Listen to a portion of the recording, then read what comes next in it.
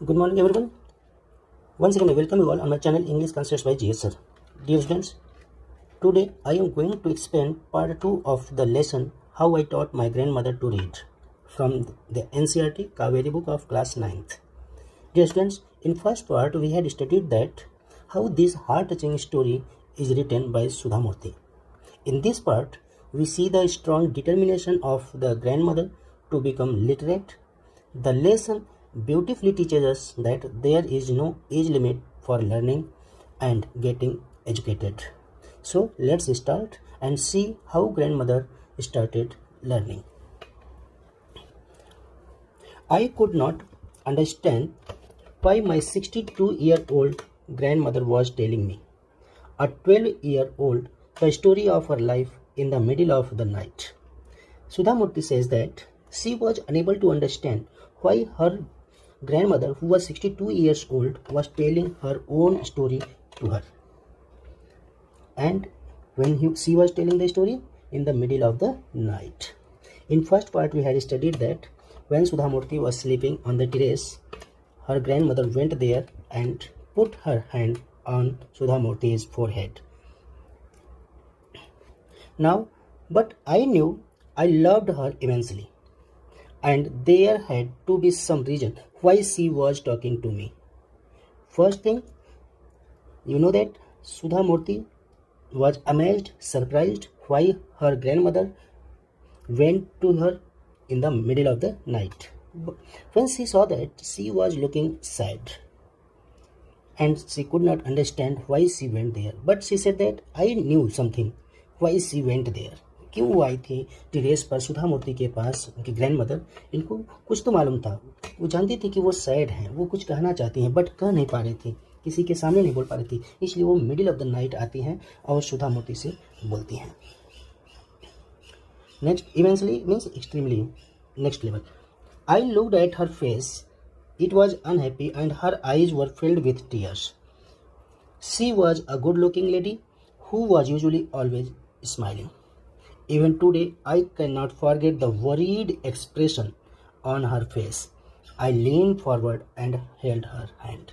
Now, Sudha Murthy said that even today means जब वो इस स्टोरी को लिख रहे हैं, How I Taught My Grandmother story लिख रही हैं, तब वो पुराने इंसिडेंट को याद करती हैं कि आज तक मैं उनकी बातों को, उनके एक्सप्रेशन को नहीं भूल पाई, जबकि हमेशा से वो स्माइलिंग लेडी रही हैं और डेडिकेटेड रही हैं, बोल्ड रही हैं, कभी उनकी आंखों में आंसू नहीं दिखे थे. बट उस रात जो उनकी आंखों में आंसू थे, सैडनेस थी उनके फेस पर, ये सारी चीज़ें आज भी इनको याद हैं, इनके माइंड से वो चीज़ें निकल नहीं पा रही. इट मीन्स कि Sudha Murthy was also became very sad and emotional that moment. Now, up from her, Avva, don't cry. What is the matter? क्या मैटर क्या है, बात क्या है, आप बताओ, क्या मैं आपकी किसी तरह से मदद कर सकती हूँ? Then first time she said, now this is the statement of grandmother. Yes means हाँ, तुम मेरी कुछ मदद कर सकती हो. I need your help. You know, when you were away, Karmveera came as usual. I opened the magazine. I saw the picture that accompanies the story of Kashi Yatri, and I could not understand anything that was written. Her grandmother says that when you were away means when she had gone in the wedding, Karmveera came. Karmveera magazine का नाम था. जब वो नहीं थी सुधा मूर्ति अपनी किसी cousin की शादी में गई हुई थी, तो कर्मवीरा जो मैगजीन हो आती है, तो ये मैगजीन ग्रैंडमदर ओपन करती हैं. उसमें कुछ पिक्चर्स लगी होती हैं. पिक्चर्स को देख कर ये समझती हैं कि ये काशी यात्री के बारे में कुछ मैसेज होगा, कुछ इन्फॉर्मेशन होगा. But she wanted to read it but could not. पढ़ना चाहती थी लेकिन पढ़ नहीं पाती थी. तो जब वो पढ़ नहीं पाती थी तो क्या करती थी, कुछ प्रयास करती थी क्या? देखिए, many times I rubbed my hands over the pages wishing they could understand what was written. बार बार उन पेजेस पर वो रब करती हैं, अपने हाथ को उस पर रगड़ती हैं कि किसी तरीके से तो कुछ उनको पता चल जाए कि क्या लिखा है, कुछ समझ पाएँ. But I knew it was not possible. वो भी जानती थी कि ये पॉसिबल नहीं था. केवल अगर हाथ को प्रेस करने से, रगड़ने से रीडिंग हो पाती तो उनको कोई परेशानी नहीं होती, लेकिन ऐसा पॉसिबल नहीं था. If only I was educated enough. Possible कब था? जब वो एजुकेटेड होती, पढ़ी लिखी होती, पढ़ना जानती होती, तब जा कर के ये पॉसिबल था कि वो कर्मवीरा मैगजीन जो है वो पढ़ पाती। I waited eagerly for you to return, I felt you would come early and read for me. ये ईगरली मीन्स क्यूरियसली, उत्सुकता से, बेचैनी से, ये बताती हैं कि मैं बड़ी बेचैनी से तुम्हारा इंतज़ार कर रही थी कि तुम जल्दी आओगी और जो भी मैसेज इस कर्मवीरा मैगजीन में है वो तुम रीड करके हमें बताओगी। अर्ली मीन्स जल्दी। I even thought of going to the village and asking you to read for me. One time, an idea came into my mind that I should also go in the village where you were and I give you magazine and you read for me. सोचते हैं कि एक बात तो मेरे दिमाग में आया कि मैं जहाँ पर तुम हो वहीं पर आ जाऊँ मैगजीन लेकर और वहाँ पर तुम मुझे रीड करके बता दो। इतनी ज़्यादा बेचैनी थी इनके अंदर। I could have asked somebody in this village, but I was too embarrassed to do so. Embarrassed means संकोच करना, शर्माना। तो ये इनके माइंड में एक बात और आती है कि गांव में चली जाती, किसी से भी रीड करवा लेती, लेकिन इनको शर्म आती थी कि ये 62 ईयर ओल्ड लेडी आज आई हैं पढ़ने के लिए, जानने के लिए कि इस मैगजीन में क्या लिखा है। तो इनको ये सब बातें सोचकर बहुत शर्म आती है, इसलिए कहीं जाती नहीं है। फिर क्या महसूस करती हैं? आई फेल्ट, मैंने महसूस किया, very dependent and helpless. Totally dependent means अगर नहीं है कोई सपोर्ट तो बिल्कुल हेल्पलेस हो जाती हैं, असहाय। हेल्पलेस मीन्स असहाय। We are well off but what use we is money when I can not be independent.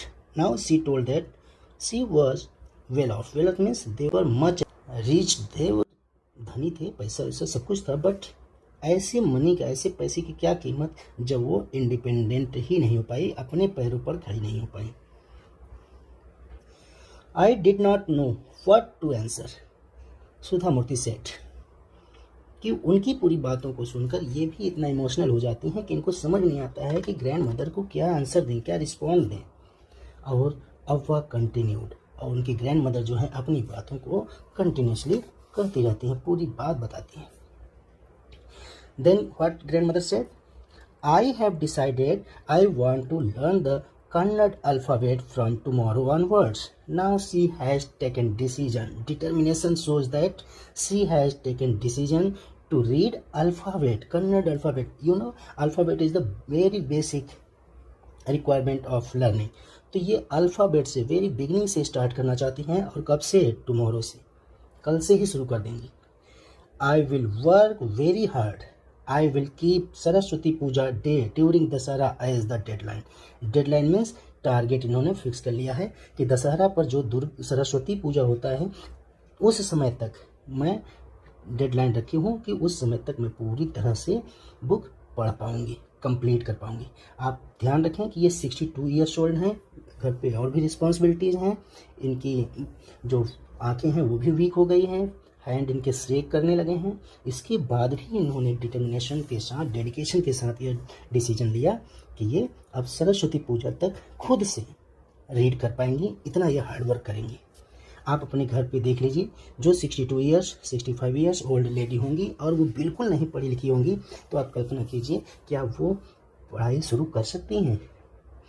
ये इम्पॉसिबल नहीं है, बट किसी भी हालत में ये आसान भी नहीं है। Next, I saw the determination on her face, yet I laughed at her. Sudha Murthy said that she saw the determination on her grandmother's face, but she started laughing. थोड़ा उनको हंसी आती कि दादी 62 ईयर्स की एज में आपने determination कर लिया, डिसीजन ले लिया है कि आप रीडिंग करेंगी, लर्निंग करेंगी। ये सोचकर इनको थोड़ी हंसी आ जाती है। Next, Avva, at this age of 62, you want to learn the alphabet? All your hair is grey, your hands are wrinkled, you wear spectacles and you work so much in the kitchen. क्या क्या negative approach है इनकी, negative points हैं इस समय। कहती हैं कि आप 62 ईयर्स ओल्ड हो, आपकी हेयर ग्रे हो गए हैं एंड हैंड्स जो हैं रिंकल्ड, रिंकल्ड मीन्स झुर्रियाँ पड़ गई हैं, मीन्स हाथ भी आपके कमज़ोर हो गए हैं, आप चश्मा लगाती हैं, और इन सब के बाद भी आपको किचन में बहुत ज़्यादा वर्क रहता है। इसके बाद भी आपने डिसीजन ले लिया कि अब आप लर्निंग करेंगी, पढ़ाई शुरू करेंगी, वो भी कहाँ से? अल्फ़ाबेट से, वेरी बिगनिंग से। Then what happened? Childlessly, I made fun of the old lady, but she just smiled.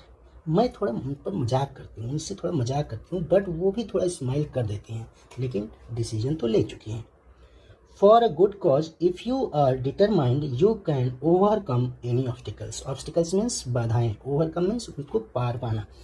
तो अगर कोई अच्छे काम के लिए आपने डिटरमाइंड हो गई हैं, दृढ़ निश्चय कर लिए, तो यू मस्ट गो अहेड. आप उन बाधाओं से आगे निकल जाएंगे. Next, I will work harder than anybody but I will do it. ये लाइन इस लेसन की सबसे अच्छी लाइन है. एक 62 ईयर्स ओल्ड लेडी डिसीजन क्या लेती हैं? पढ़ने लिखने का. और उनका स्टेटमेंट क्या है? I will work harder than anybody. Anybody means किसी के भी द्वारा जो भी मेहनत किया जाता है उनसे ज़्यादा मेहनत करूंगी. But I will do. For learning there is no age bar. पढ़ने लिखने की कोई उम्र नहीं होती, जब चाहें पढ़ाई कर सकते हैं. The next day onwards I started my tuition. Avva was a wonderful student. अब सुधा मूर्ति उनको ट्यूशन देती हैं, पढ़ाती हैं. And she realize that Avva means grandmother was such a wonderful student. उनका रिस्पॉन्स बड़ा अच्छा था. The amount of homework she did was amazing. Amazing surprising. जितना भी होमवर्क दिया जाता था सुधा मूर्ति द्वारा, वो उससे ज़्यादा करती थी. अमेजिंग था, ये सरप्राइजिंग था. और don't forget that she was 62 years old. She would read, repeat, ride and recite. Dear students, this is the true, you can say, right step of reading. First you have to read and then repeat, then write and recite. आपको इनसे motivational moment का benefit लेना चाहिए. इस सब कुछ समझना चाहिए कि अगर 62 ईयर्स ओल्ड लेडी ये स्टेप फॉलो कर करके पढ़ाई कर सकती हैं तो हम क्यों नहीं. I was her only teacher and she was my first student. Little did I know then that one day I would become a teacher in computer science and teach hundreds of students. इन्होंने अपना target बनाया था life में, सुधा मूर्ति की life में ये computer science के teacher बनेंगे और हंड्रेड्स ऑफ स्टूडेंट्स को पढ़ाएंगे. बट अभी इनको एक स्टूडेंट मिल जाती हैं जो इनकी खुद की ग्रैंड मदर हैं, और उनका परफॉर्मेंस कैसा है? अमेजिंग, सरप्राइजिंग है. The Dussehra festival came as usual. Dussehra festival आता है. Secretly, I bought काशी यात्री which had been published as a novel by that time. Kashi यात्री जो नॉवेल है उसको परचेज करके लाती हैं. My grandmother called me to the Puja place and made me sit down on a stool. उस समय इनकी ग्रैंड मदर इनको पूजा के स्थल पर, जहाँ पूजा होती है दशहरा के समय पर, उनको बुलाती है और कहती है कि एक स्टूल पर बैठ जाओ. स्टूल वो एक काइंड ऑफ चेयर है छोटा सा जिस पर लोग बैठते हैं. She gave me a gift of frog material. Frog material का गिफ्ट देती हैं. Then she did something unusual. She bent down and touched my feet. ये बहुत इमोशनल लाइन है बेटा. She bent down and touched my. Here grandmother is touching the feet of granddaughter. एक grand mother अपनी grand daughter का पैर छू रही हैं. और फिर क्या होता है? I was surprised and taken aback. Taken aback means वो सरप्राइज हो जाती हैं बाय समथिंग अनएक्सपेक्टेड. उनको पता नहीं था कि ऐसी भी घटना घट सकती है, इनकी ग्रैंड मदर ऐसा कर सकती हैं. तो ये थोड़ा पीछे हो जाती हैं. ग्रैंड मदर इनका पैर टच करना चाहती हैं. क्यों टच करना चाहती हैं? Elders never touch the feet of youngsters. We always touch the feet of god, elders and teachers. We consider that as a mark of respect. Sudha Murthy says that कि हम बच्चे हैं और हम गॉड का, एल्डर्स का, टीचर्स का पैर छूते हैं, लेकिन यहाँ ग्रैंड मदर मेरा पैर छू रही हैं, ये ठीक नहीं है. It is a great tradition but today the reverse had happened. It was not correct. कहती हैं कि ग्रेट ट्रेडिशन है, परंपरा है कि हम गुरु का, गॉड का, अपने से बड़ों का पैर छूते हैं, लेकिन यहाँ तो रिवर्स हो गया. रिवर्स मीन्स उल्टा. और उल्टा कैसे? कि पैर छूना चाहिए था सुधा मूर्ति को अपनी ग्रैंड मदर का, बट ग्रैंड मदर पैर छू रही हैं सुधा मूर्ति का. वो ऐसा क्यों कर रही हैं? देखिए आगे. She said, I am touching the feet of a teacher, not my granddaughter. a teacher who taught me so well with so much of affection that I can read any novel confidently in such a short period. Sudha Murthy grandmother कहती हैं कि I am not touching the feet of my granddaughter, I am touching the feet of my teacher. मैं अपनी grand daughter का पैर नहीं छू रही हूँ, मैं तो अपने टीचर का पैर छू रही हूँ जो कि मुझे इतने अच्छे तरीके से इतने कम टाइम में पढ़ना सिखा दी हैं, वो भी कैसे, कॉन्फिडेंस के साथ। कॉन्फिडेंटली मीन्स पूरे आत्मविश्वास के साथ। और इनका बिहेवियर कैसा रहा एज टीचर, बहुत अफेक्शनेट था, अफेक्शन था, लव के साथ, प्रेम के साथ ये हमें पढ़ना लिखना सिखा दी है। इसलिए मैं इनका पैर छू रही हूँ, इसलिए नहीं छू रही हूँ कि ये मेरी ग्रैंड डॉटर है। नाउ आई एम इंडिपेंडेंट, अब ये इंडिपेंडेंट हैं। इट मीन्स कि अब ये अपने बलबूते अपने से कोई भी मैगजीन पढ़ सकती हैं। It is my duty to respect a teacher.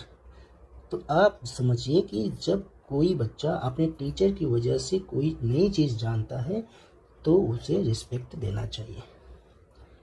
Is it not written in our scriptures that a teacher should be respected irrespective of the gender and age. Sudha Murthy की ग्रैंड मदर कहती है, लिखा नहीं हमारे शास्त्रों में कि जो टीचर्स हैं उनका रिस्पेक्ट करना चाहिए, यह ध्यान दिए बिना कि उनकी एज क्या है, उनका जेंडर क्या है। टीचर तो टीचर होता है, चाहे जो जेंडर का हो, चाहे जिस एज का हो, और उनका रिस्पेक्ट होना चाहिए। इस स्टोरी से सुधा मूर्ति ये भी बताना चाहती हैं कि अगर हम कुछ भी किसी से सीखते हैं तो उसके बिहाफ में हमें रिस्पेक्ट देना चाहिए। आई डिड रिटर्न हर नमस्कार to her by touching her feet and gave my gift to my first student।